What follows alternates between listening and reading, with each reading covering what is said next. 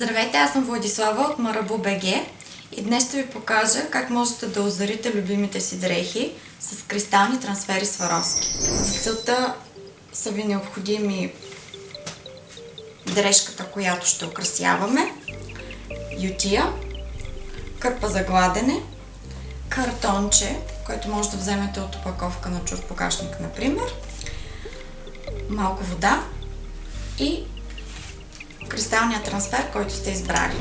Най-напред ще направим тест дали материята, която сме подбрали, е подходяща. В случая аз съм избрала една стара памучна тениска, с която със сигурност няма да имам проблем, но вие задължително трябва да тествате своята дреха чрез напръскване с вода. Ако водата попие, значи и лепилото от самия трансфер също ще попие. И дрехата е подходяща за съответния трансфер. Материи, които обаче са промазани или са от естествена изкуствена кожа, няма как да използвате за трансфери с топло лепене.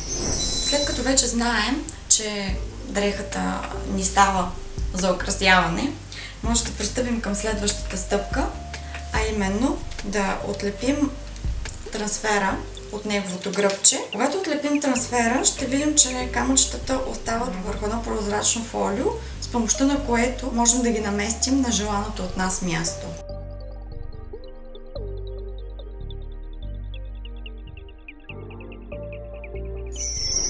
Преди да продължим с гладенето, е необходимо да поставим картончето между двата пласта на дрехата, с цел лепилото да не премине където не трябва.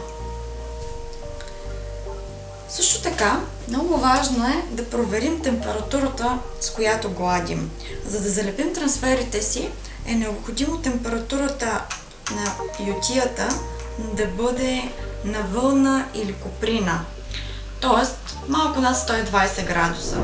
Отгоре трябва да опънем кърпата за гладене, в случая аз използвам мрежа, и започваме да гладим с вече загрялата ютия.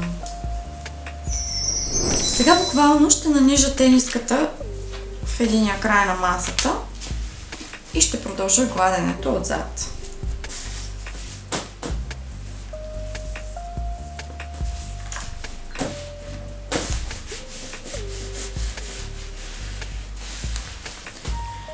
След това връщаме тениската отново от лицевата страна. Слагаме кърпата за гладене и фиксираме отново внимателно трансферите от край до край. Мисля, че вече трябва да сме готови. Сега предстои и най-вълнуващата част. Започваме внимателно да отлепяме трансферното фолио и под него се откриват прекрасните новозалепени кристали.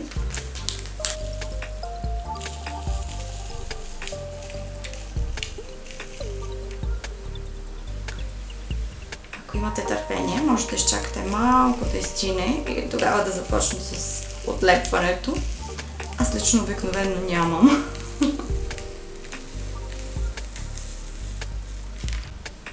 Чудесно се получава. За да фиксираме кристалите окончателно по местата им, е добре да изгладим още веднъж от задната страна.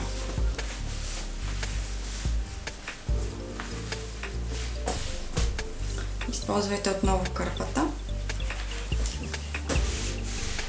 за да се получи по-добре. Мисля, че сме готови. С новата стара любима тениска. От тук насетне, за да може по-дълго да се наслаждавате на обновения си блестящ туалет, не забравяйте да перете винаги дрехите си наопаки. Сами видяхте колко бързо, при това за минимални пари, можем да обновим гардероба си. Прекрасно е, нали?